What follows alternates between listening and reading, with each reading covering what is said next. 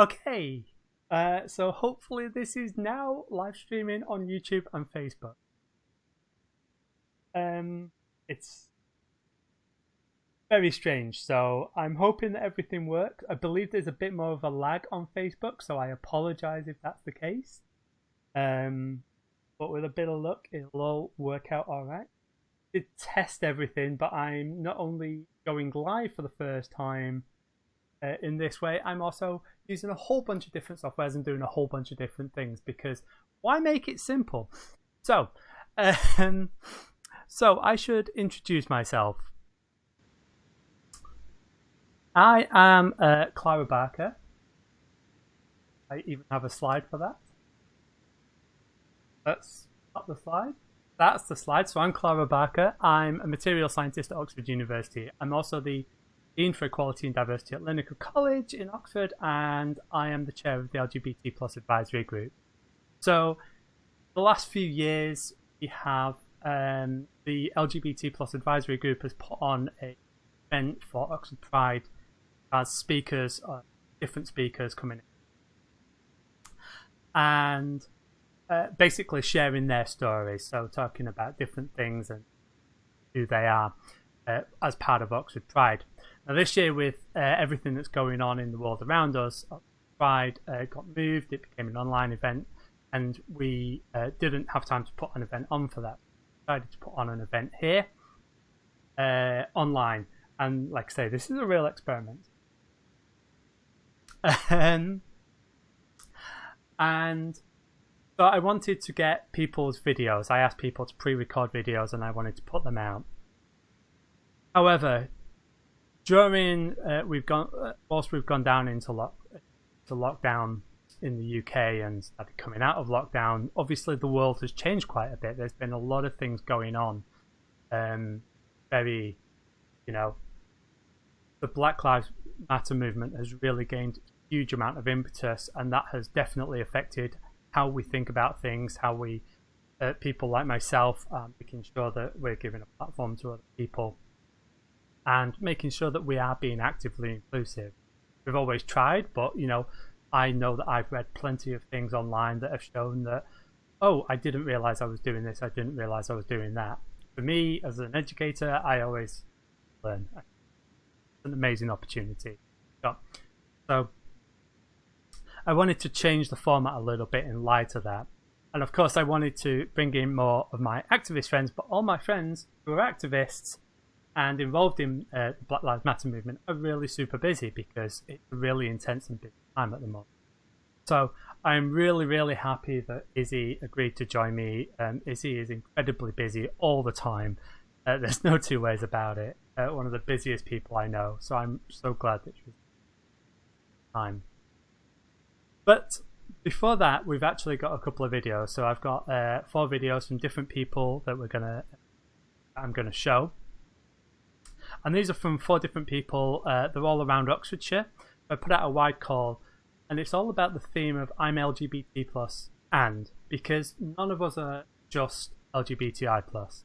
This is the whole thing. We all have different aspects. So I talk a lot about trans inclusivity. I talk about being trans, but it's not as often that I talk about the fact that I grew up on a council estate in North Manchester. Very much got working class roots, and so when I see universities looking at recruiting people from less well-off backgrounds, I realise that just recruiting isn't enough.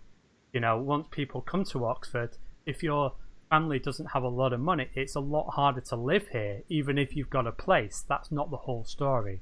And so everything becomes a little bit more difficult. And so coming from a working class background, like I say, is a big part of who I am. But it always gets I always talk about the trans thing, and that's the obvious thing.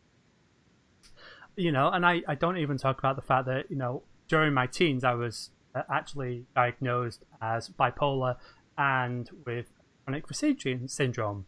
So I have a few things that I have to cope with. I'm able to cope with them a lot better than I used to be, but they've had a huge impact on my life. So I'm not just a trans person. Mostly I'm just me. I'm just Clara. I'm also a punk and a goth and a nerd and all that kind of stuff. But we don't have one aspect. So I'm really pleased to say that a couple of my friends are willing to share their stories about different aspects of their life, contribute to their life that are part of them, as well as being LGBTI+. So the first is Jayna Zan. Jayna Zan is the founder or the director of the Ozan Foundation, and she does a lot of work looking at making the church and other religions more inclusive of LGBTI+ people. Outspoken activist, and she was actually part of the government's LGBTI+ advisory panel that was put together last year. I'm assuming it's still together, although not much of an update on the website, but I'm assuming it's still together. So she does a lot of work. She actually gave our keynote in February of last year, very much talking about conversion therapy, which is a big issue here in the UK. And so with that, I'm going to share her video. Hi, I'm Jayna Zan, and I'm unashamedly gay and unashamedly Christian. And I say that because for too long in my life, I thought that that was a choice. I thought that I had to choose between my faith and my sexuality. And that sadly took me to a really dark place where I found myself fighting for my life. I tried conversion therapy, I tried everything until I thankfully finally realised that God loves me just the way I am. And so now I spend my time trying to work with religious leaders around the world to challenge them, to encourage those who are speaking out for inclusion, to look at the prejudice and the homophobia, transphobia and biphobia that exists in many religions, and to ensure that we can embrace and celebrate all. You know, I often talk about 3 comings out. The first, which was very hard for me, coming out as gay, where I lost many, sadly, of my friends because I came from a tradition where that wasn't accepted. I then came out as Christian to my LGBT friends, and that didn't go down too well. And then finally, when I came out as evangelical and gay, I lost everybody. So we need to learn to accept each other. I think we have to tackle the prejudice that exists even within the LGBT community between those of us of faith, recognising that it's caused so much pain to many, but knowing that actually God never discriminates, but sometimes people do. Have a happy Pride wherever you are. So next up is Emily Harford. So Emily is an engineer at the UK AEA. She's actually the principal engineer for the Design Authority in the office of the chief engineer. And it's incredibly sort of timely that we have this video and we're putting it out today as it's actually International Women in Engineering Day. So I'll be honest, when I was doing my engineering degree, there was one person who visibly a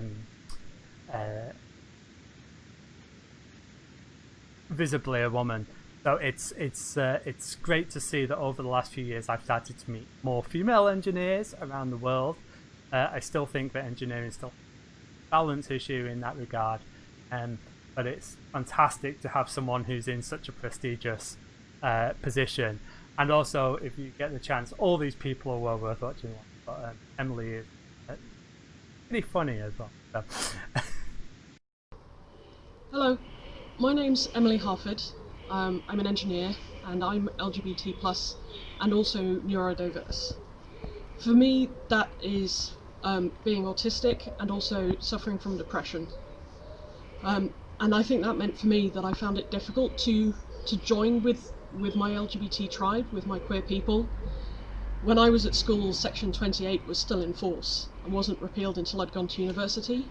So there were no youth clubs for queer people, for me to like get to know people who were like me. And then when I went to university, the way that queer people found each other tended to be to go out sort of to nightclubs and do disco dancing and get covered in glitter and drink a lot. And that didn't fit with the way that my brain worked. So even though university is traditionally the time when you discover a lot about yourself, I still wasn't discovering about my queer people and my culture.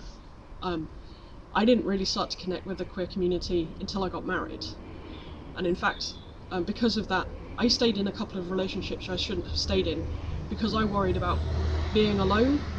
I didn't know how to meet other lesbians, and it meant that the thing that worried me more was being by myself forever. Now that I've found a way to be with queer people, that the internet has been a big part of that, and I'm able to hang out with queer people in spaces that suit me better, like playing board games and doing escape rooms. It makes me a lot happier to start learning about my own history and being part of that.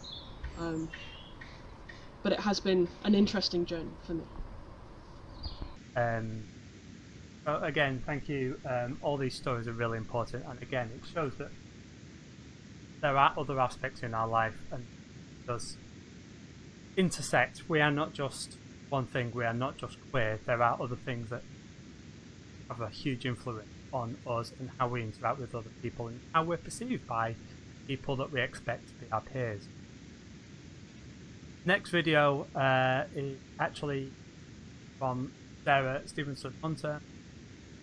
So we're really lucky to have Sarah working at Oxford University as staff disability advisor and also the trans advisor. Sarah worked for a long time and also actually spoken at in-person event Micro Talks last year. I'm always great to hear her speak. Sarah was also the Stonewall East Midlands role model of in 2018, and like I say, she's an amazing person to have. I'm so lucky to be able to work with her. So hi, my name is Sarah Stevenson Hunter. I am LGBT and disabled. I am totally blind. I also have a type of arthritis, and I have in the past had some mental health issues. I think the first thing I want to say is that being LGBT and disabled is not actually that unusual. I have to confess that when I was growing up with and engaging with the disability community, I can't actually remember knowing many people that were LGBT within the disability community. However, that may have been due to the fact that I grew up within Northumberland in the 70s and 80s, and obviously being out was not a big thing then, or not that well known.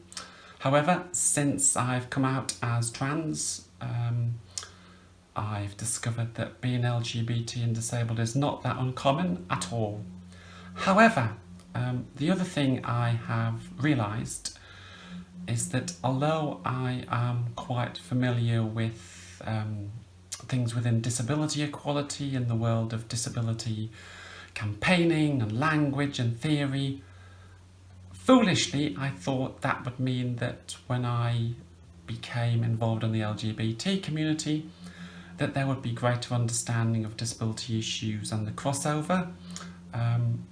That was not the case. I found myself having to go on quite a learning curve and having to do quite a bit of educating within both sections, both LGBT and disability, about the different issues that are faced by both equality groups. I think what I'd say is that a bit like the social model of disability, wherein the issue is not within the person, it's within society, I think the same also applies to LGBT issues, that a lot of it isn't about the fact that, you know, we ourselves are LGBT, it's about how society responds to us, treats us and interacts with us. And so a lot of the work I'm trying to do now, a lot of the campaigning I do is about trying to educate those within the LGBT community and disability community that there's a lot of crossover, there's a lot of intersection. For example, I find it really interesting that a lot of sort of LGBT events, LGBT venues don't always take account of the accessibility needs of people that are there. And similarly, there's a lot of ableism I find within the LGBT community. So I think there's still a lot of work that needs to be done, but I'm really pleased that there was more and more attention being given to this and more highlight, and that's the sort of thing that I want to keep doing. Final guest video. So this is from Reverend Kate Harford, the University Chaplain at Brookes University. And so I'm just going to quickly whip it around. Kate is also just a fantastic person to work with, and I am really lucky to be surrounded by so many amazing, perfectly honest. Hello, I'm Reverend Kate Harford, and I'm a queer Christian priest. I work in the Universal Fellowship of Metropolitan Community Churches, MCC, which has been at the forefront of queer rights globally for over 50 years, and I'm also the University Chaplain at Oxford University. It is challenging still to be an openly LGBTQ+ Christian in 2020. We find that we're often challenged to defend our right to exist by fellow believers, and the message that many churches put out into the world is still that the welcome of LGBTQ+ people is conditional, if it's there at all. Some of you may even remember the very, very small presence of protesters using Christianity as a smokescreen for their homophobia at last year's Pride Parade. Hopefully, though, you also remember that they were vastly outnumbered by Christians together at Pride and the wonderful visitors from Liberty Church Blackpool with Big Jesus. If you're a Christian who's feeling conflicted about your sexuality and gender identity, or perhaps you left church altogether because of your experiences of queerphobia, please be assured that there are safe spaces for you, both in Oxford and in the wider world. You're not alone, and you're not an outcast from the Church of God. As the writer of 1 John says, "Beloved, let us love one another, because love is from God. Everyone who loves is born of God and knows God. Whoever does not love does not know God, for God is love." God bless, and happy Pride. So thank you so much, Jane, Kate, Emily, and Sarah. I really appreciate sharing those stories, because they're not easy stories to share always. They are very personal, and it is difficult. It is difficult to open up in that way. So I really appreciate that. Now, I am actually recording this slightly afterwards, after I did the live recording, because apparently I had my microphone on mute for a few moments. So go figure. But what I'm going to do now is I'm actually going to introduce Izzy to you all. So this is going to be our chat, and really exciting for me. So Izzy is a friend of mine, and I'm so glad to be able to chat with her, and really appreciate her coming, speaking on this, especially when I'm learning all the technical stuff. For those that don't know, Izzy is a UKRI Future Leader Fellow and a group leader in the University of Sheffield. Research focuses on developing new types of optical microscopy technologies to visualize molecules, particularly within cells and tissues. As a trans woman, she is passionate about LGBTQ+ inclusion in STEM and works with organisations like LGBTQ+ STEM, Tiger in STEM, and the Institute of Physics. And so myself and Izzy work together on a number of diversity in STEM, so that's science, technology, engineering and mathematics events. And so we've got to know each other quite well over the last number of years. It's a real pleasure to have her here. And with that, I'll return to, I'll go backwards in time to the old video and we'll introduce. Okay, so I am a UKRI Future Leader Fellow. I'm a lead a research group in the University of Sheffield, and sort of our area of research is microscopy, and applying microscopy to understand how life really plays out in the scale of nanometers. So that's in the scale of structures that exist within cells. So quite technical in what we do. Yeah, I think that's the sort of 10-second version of. Fantastic. And so, I mean, for those wondering, I'm in STEM, you're in STEM, we're both trans people. Of course, we know each other. There's not a huge amount of people in STEM are trans, although there's definitely more coming, which is amazing. Like I say, thank you so much for taking time, because you're involved in so many different campaigns. Like I say, you're in the Tigers in STEM and the LGBTQ plus STEM seminar, and you run a lab as well. You don't stop. That's correct. In fact, I was telling a colleague that recently that I should probably consider getting an agent. Yeah, I think that's probably a good idea. Hey, just don't stop. Now, I think the stuff that we're going to be chatting about over the next 20 minutes, I mean, it isn't massively easy stuff to talk about. And we know that you're one person with one experience, and you're not speaking for all people everywhere who are trans, etc. And these are quite difficult questions. But one thing that I'd like to start by talking about, we're in Pride Month, and that's why we're sort of doing this event. And I think we talked a lot about performative allyship, so especially during Pride we see this a lot. We see a lot of rainbow flags and we see a lot of things, and some of us, we've seen that the people that are saying, oh, we support LGBTI plus people, when we actually get down to it, they don't in reality. And we talked a little bit about this the other day, sort of offline somewhere. I wonder if you want to talk about that at all? Sure. So I think the symbolisms that exist around Pride Month, particularly flags and LGBTQI symbols like the rainbow, they are a necessary part of it. They are a necessary part of our existence and how we fit into this society, and that's probably cultural. Because I think in the being in Europe and in a country like Britain where flags seem to mean a lot, I think those symbols are important, and it's sometimes refreshing to see those symbols being embraced by people in the commercial sector and so on.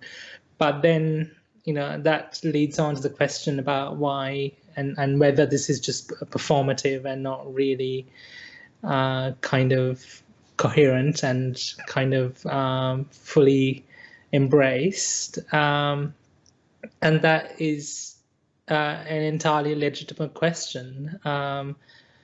And I think this year in particular, this has come to the surface because we are celebrating Pride Month at the same time as a really serious societal discussion about Black Lives Matter, about how we treat marginalized groups in society, and at the same time as managing or not managing a pandemic which seems to be affecting again marginalized groups. So I think this is exposing some of the shallow nature in which people sometimes embrace LGBTQI rights. And I think that's one thing that I've really struggled with. So there's a lot going on in the world right now with regards to LGBTI plus rights, and I realise that most of the cases that I'm more aware of, I can understand, are probably westernised, but a lot of things going on in America right now. In Hungary, trans and intersex people have been legally raised, and in Poland, which is a country that I actually hold quite dear to my heart, there's a lot of the premier up for re-election and talking quite a lot about being anti-LGBT and rights there. And so for me, I found it, and I wasn't necessarily sure what to do, because when it came to Pride, there was a lot of really important and pressing issues that we need to raise, but at the same time the momentum for Black Lives Matter started and it was really happening, and I didn't want to interrupt that. I didn't want to take away from that. I mean, how do we, and of course for some people, part of both movements, you know, Black and LGBTI plus. But how do we make sure that we can still raise awareness of sort of LGBTI issues that are going on without taking anything away from BLM? I think I don't think of these, campaigns as different entities because they are interconnected. I think that the erosion of the rights of the Black community, right from the get-go of colonization and the slave trade, ties in very intimately with how, colonial history sort of, sought to erase LGBTQI identities all across the world. I think they are the same thing and, different sides to the same problem.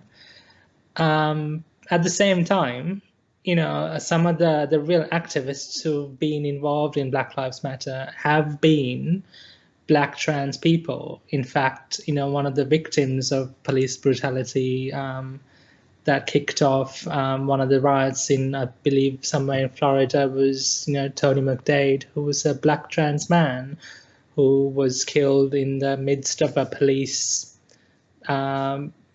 raid or an incident of some sort. So I don't think these are separate things. And I think the LGBTQI community has an opportunity to slightly modify the way we go about Pride Month. Usually if we are used to, going out in parades and lots of color and music, this is the time to change the emphasis and show that these are, LGBTQI people who are also Black, who are being impacted. And that, that we stand in solidarity with the Black community, whether they are LGBTQI or not. Yeah, I remember the first micro talks that we did at the university that I was part of. Someone was talking about Baynard Rustin, right-hand man of Martin Luther King, and was very much a part of the civil rights marches. But people didn't want him necessarily at first because he was a gay man, and so he was sort of excluded. And I find it really, I find it a little sad that we're not talking about him more. I know we're talking a lot about how the Stonewall riots started, and Marsha P. Johnson and stuff, but I feel like Rustin, we talked about it a little bit more as well, but I don't know whether there's some history that I don't know that. I think there are a lot of heroes who are people of color who have fought for LGBTQI rights and are being sort of just faded into history. And I think it might be difficult to, remember and mark every one of those people just because the way history works, it's always, from the point of view of the person who tells the story. But I think, just making sure that we set aside time for these, conversations will at least sort of make sure that, these people, these historic figures have an opportunity to be remembered. Yeah, no, that's really...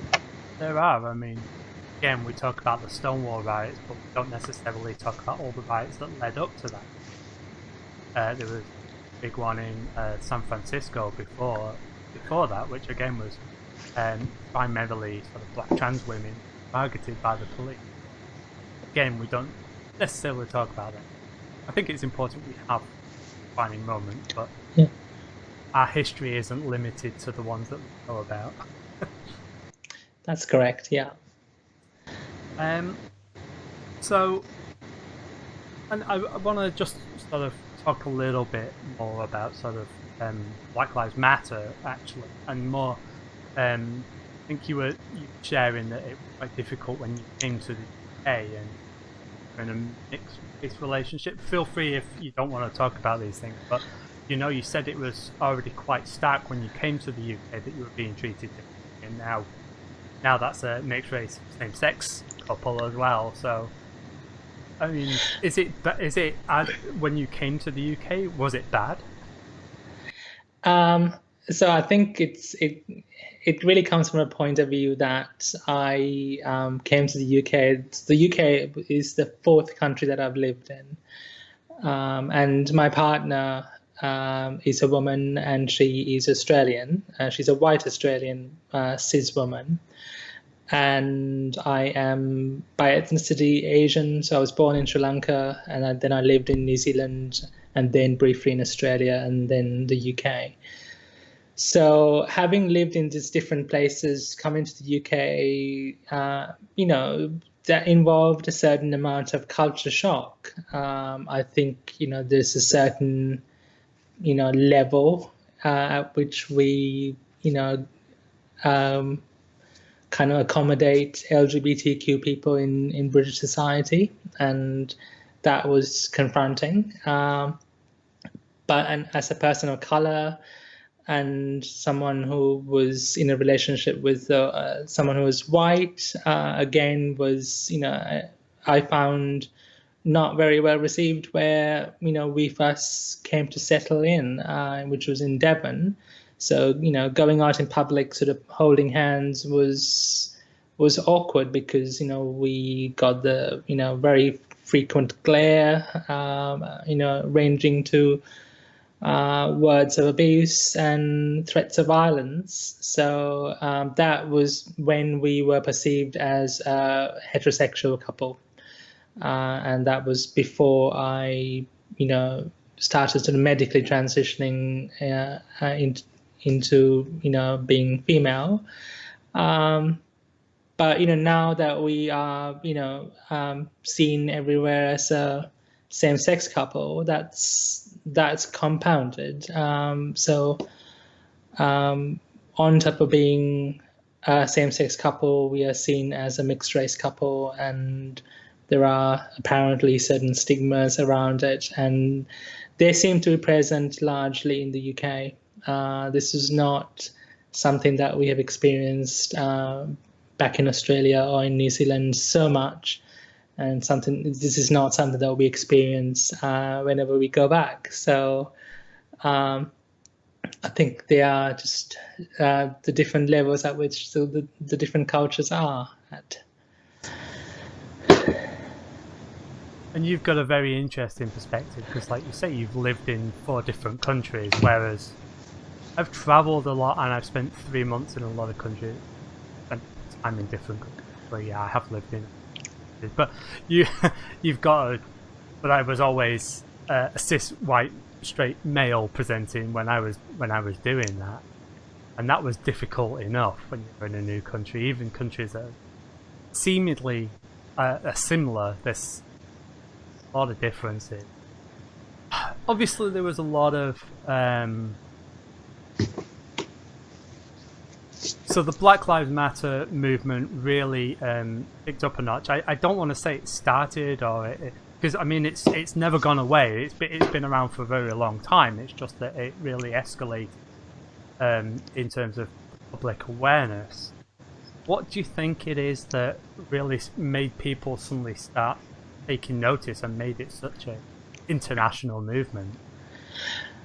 I think it's only sort of scratching the surface, if I'm honest. I think it's only highlighting some of the sort of more societal problems, the societal structures that exist that are very clearly racist.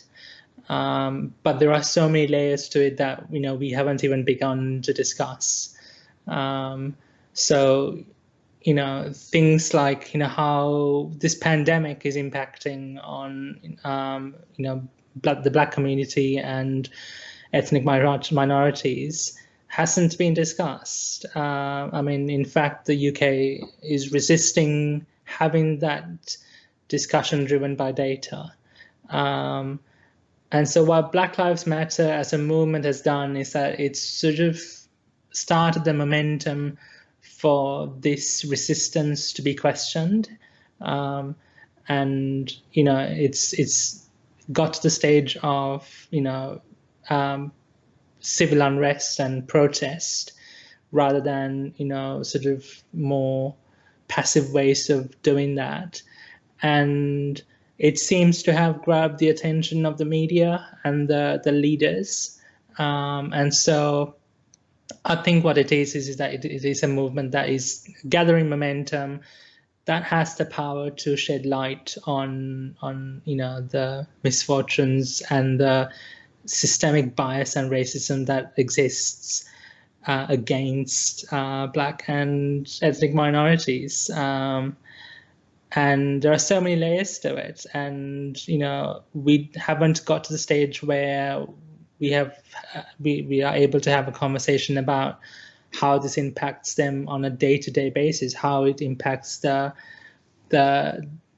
psychology of someone who's young and Black or a person of color, and how their dreams and aspirations are programmed. So I think we are only getting started, and I really hope that this continues this way, because there's a lot of discussions to be had. Yeah, I completely agree with that. I think I don't know. I mean, there was a lot of things that probably contributed, especially to the escalation of rise in awareness. One thing that was particularly concerning for me was saw the video in Central Park of a white woman who rang the police and said, "I'm being threatened by a Black man," even though he was just asking her to tie up a dog as were the rules. And that was someone knowing that they could weaponize colour. That was a really stark, and we know that people do this, but that was a really stark example of it. So I think there are two layers to this, or two groups of, or two places that this kind of bigotry comes from, and it's in this situation it's racism, and you can feel free to replace the word racism with homophobia or transphobia. The first group is a group of people who actively want to erase these minorities, and these are I think we have in modern society have terms for these people, and they're hate groups and so on, and they have an agenda to do that. And I would say in number, in a society like the UK, it's a tiny minority, and they do have a voice that's perhaps disproportionate to their size. And the second group is perhaps a larger group of people who really believe that the cis white straight way of life is the default, and that is how everyone by default experiences life. And they are the people who sort of tend to resist change or resist open conversation, and tend to sort of perpetuate sort of systemic racism or sexism or homophobia or transphobia. So I think there are two different problems, two different sources of the problem feeding into the same issue. And I think in the situation of in the incident in Central Park, I think everyone can make up their mind about which category they were in. Yeah, I like to say it's none of these is this easy to talk about, and in fact, I'm gonna use the pun transition onto talking about trans rights in the UK as well, because, like I say, whilst things are escalating on that, then things have definitely escalated when it comes to trans rights here, and in a way that I've not felt before. And it definitely interesting. So are there any thoughts you have? I've got lots of thoughts. I'm sure you've got lots of thoughts as well. So I think as a spectrum of different nations, different countries that value trans rights, I would say we are not in the extremes. I think we're lucky to be somewhere in the middle. On one hand, you have countries like some of the ones that you mentioned earlier on, just a short while ago, and countries like Central and South America, where LGBTQI and especially trans people are actively hunted. You probably heard about the news about the trans rights activist in Mexico, Dr. Maria Montano, who was found murdered recently. And I think there's a part of the world where being trans is a real threat to life. And I would say that is the case to a much lesser degree in Europe, particularly in the UK. And then there are other countries that culturally oppose the concept of being of having or accommodating trans people. But on the other end of the spectrum, there are countries that welcome and integrate and really celebrate trans people. And I think I'm perhaps a bit biased, but countries like New Zealand or some of the Pacific countries can be named in that, where to be transgender or non-binary or gender diverse or gender fluid have places in their society. New Zealand, for example, had our first openly transgender member of parliament in 1999. That was, 21 years ago. And so, to have transgender public figures is a non-thing now in that society, in that culture.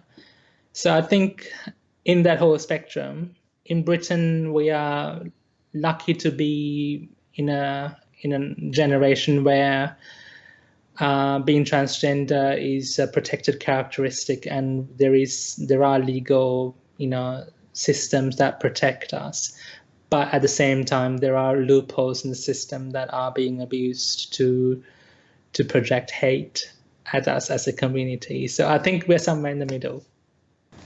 I mean, 1999 in the UK, we had a law that meant we couldn't talk about being LGBTI plus until in early 2000s. So not only did we not have those public figures, but we actively weren't allowed to have those public figures legally. Yeah. I think whenever I hear you talk about New Zealand and I hear about the history and the sort of trans inclusion side, okay. But yeah, it's there's a lot. And I mean, how?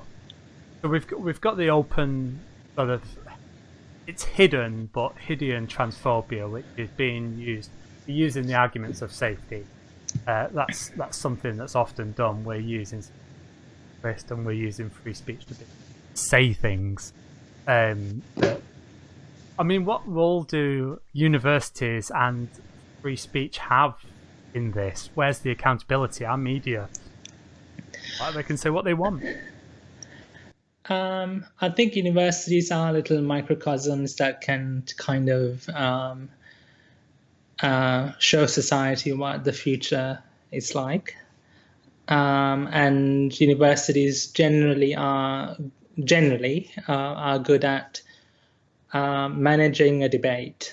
And I know that there are certain universities that really take to heart the policies of no platforming, but I would say overall universities have managed debates that are regarded as controversial today relatively well. And that, when I say by managing a debate, that means to not have a debate constantly, to have the facts out and then debate it upon, and then to move forward. And I think as universities, we have an opportunity to show the rest of the country how it's done. We have the opportunity to show, for example, the media about how to have a debate. And And a debate is not a constant data dump of pros and cons or facts for or against. So I think we have an opportunity to set an example. But the thing that I think make universities generally welcoming and safe spaces is that we have policies that protect people of minorities.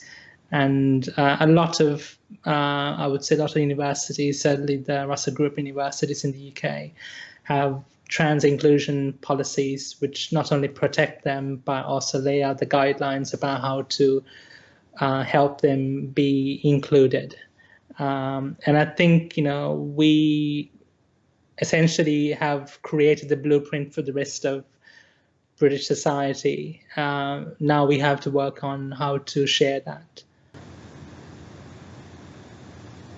I agree. The issue of no platforming, I think it then gets mixed up with that people misinterpret no platforming with just people giving a platform to people that shouldn't be there, right? There's a difference. You're saying you're bringing people in, they should have a certain quality, they should have a certain level. And if you're bringing in people just to be controversial, and they don't have those arguments and they don't know how to debate, discuss, then that's not the same as no platforming. That's ensuring that we have a level of integrity, academic integrity. I agree. I mean, I think no platforming as a term is an illusion.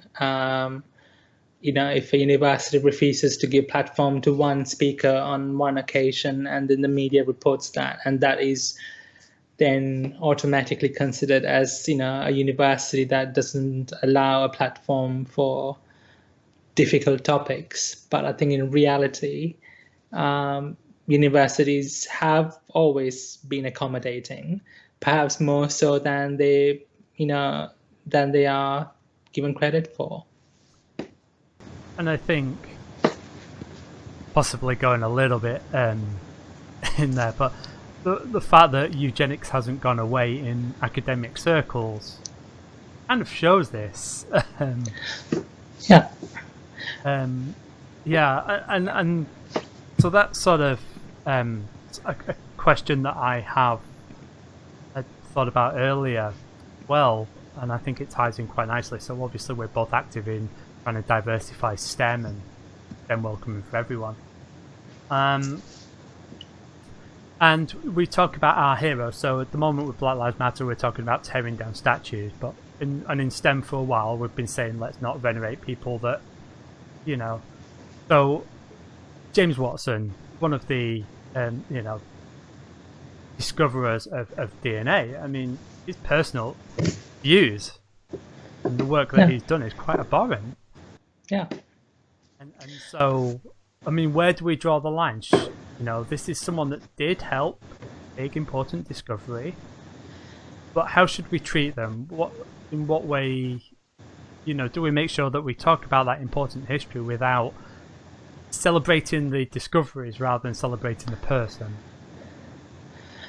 It's a really difficult one, and I think I've found myself in certain conversations where I've blatantly sort of refused to engage with the academic work of some people who have either committed atrocities or have really indirectly contributed to them. Someone as prominent as James Watson is really difficult to. His work is really difficult to live without because the concept of DNA and the structure of DNA is all around us. So I think the discussion definitely has to move further to not just identifying the individual, but really putting into context about how their work ties in with those beliefs. I think there's fundamentally a difference between some of the eugenic pioneers who developed sort of statistical tools, which which are at our disposal now, and those tools were the same tools that were used to marginalize people. And scenarios like James Watson, who was a person who had some troubling beliefs, and to at least most people's understanding or knowledge, didn't really use his work as weapons against any individuals or groups in society. So there is a difference. And I think we need to have a much more mature debate about it. But at the same time, when you're using a tool, when you're citing someone, or when you're engaging with someone's academic work, you need to remember who that person is. Yeah, I agree, and I think it's important that we accept the science and we know our history, but there are other people that we could be naming buildings after, naming prizes after. We don't have to. It's the same with statues. We're not saying delete the statues, we're saying putting them in a museum, put them in context, explain who they were. So I'm conscious of the time, and I said I wasn't going to keep you too late, so we're going to start wrapping this up. But is there anything that you're doing at the moment which is for fun and that you're enjoying? I know this is putting you on the spot. Are you doing anything for fun at the moment?